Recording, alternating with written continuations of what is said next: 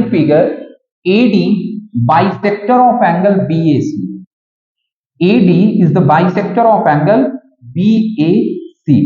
Okay. If AB is 6, AB 6 दिया है, AC is 4, AC अपने को 4 दिया हुआ है, ठीक है, and BD is 3, BD is 3 है, देन फाइंड BC. हमें BC बताना है, ये पूरा ही हमें बताना है BC. ओके, तो देखो इस क्वेश्चन को कैसे करेंगे.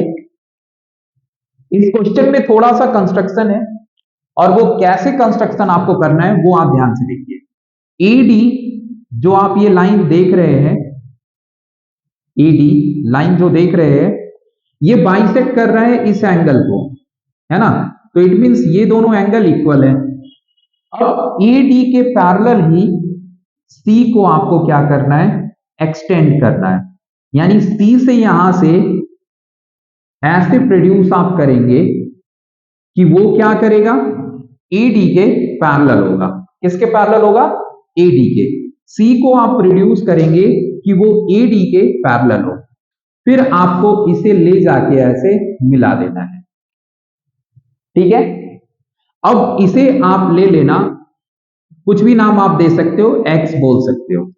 ठीक है. अब देखो ध्यान से, ये एंगल और ये एंगल और ये यहां पे नेमिंग कर लो 1 2 3 एंड 4. ध्यान से देखना. अब मैं लिखने जा रहा हूं C X is parallel to AD, और ये होगा बाई कंस्ट्रक्शन. ठीक है, ध्यान देना. अब AD के पैरेलल है क्या, CX. अगर पैरेलल है AD के CX, तो इसमें BPT थ्योरम आप लगा सकते हो.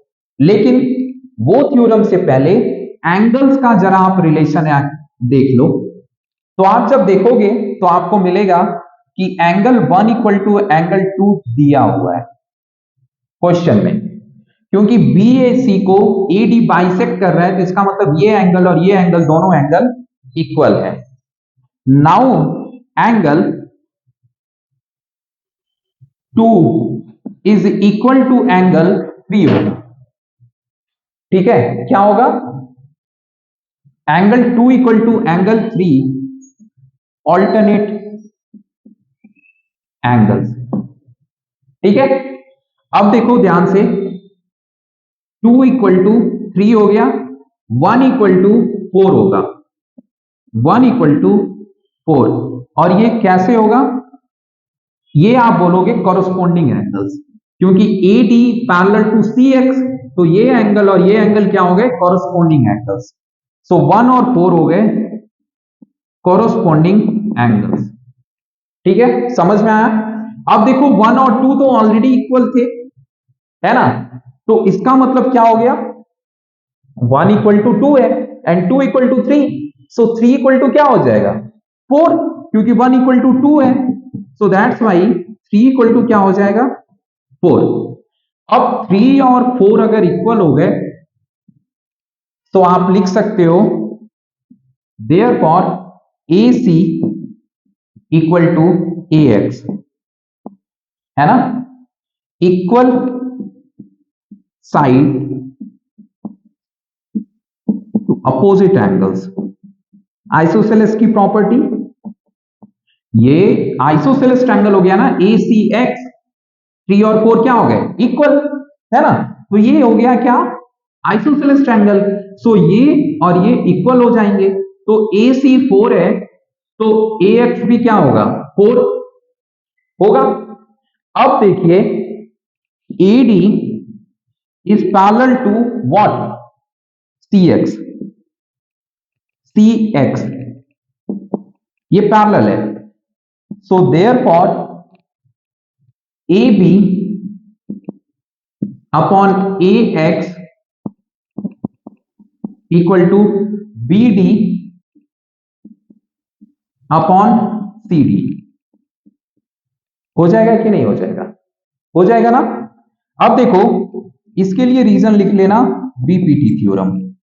अब ए बी कितना है, ए बी है 6, ए बी कितना है 6, तो 6 अपॉन ए एक्स कितना है 4, बी डी कितना है 3, एंड सी डी नहीं पता, सो इसको काटो, 3 2 जा एंड 2 2 जा, है ना, 3 2 जा 6 एंड 2 2 जा 4, तो सी डी इक्वल टू 2 हो गया, सी डी इक्वल टू कितना हो गया 2। अब सी डी 2 है, पता चल गया, तो बी सी कितना होगा, so B C equal to 3 + 2 5 centimetre होगा। ओके, ये तो था, इसमें मैंने कंस्ट्रक्शन करके आपको समझाया। ऐसे क्वेश्चंस अगर आपके एग्जाम में आते हैं तो माइट भी हो सकता है कि 1 नंबर का हो, ठीक है, अगर 1 नंबर का है या 2 नंबर का है तो भी आप इंटरनल एंगल बाइसेक्टर प्रॉपर्टी लिखकर इसको निकाल सकते हो। इंटरनल एंगल बाइसेक्टर प्रॉपर्टी आप डायरेक्ट लिख सकते हो, क्या, A B upon A C equal to B D upon C D, और इसके लिए आप लिख सकते हो इंटरनल एंगल बाइसेक्टर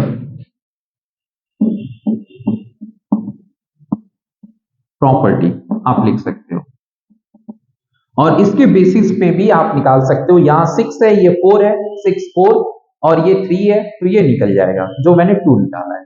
नहीं, अगर 1 या 2 नंबर का नहीं आता, 3 नंबर का है, 4 नंबर का है, 5 नंबर का, तो आप ऐसे करिए, और अगर 1 नंबर का है तो ऐसे, या किसी किसी को अगर प्रैक्टिस अच्छी है इस पे 2 नंबर में भी आप इसे ले सकते हो, ठीक है, लेकिन आपको मैं एडवाइस करूंगा 1 2 नंबर के लिए यही करो, ठीक है।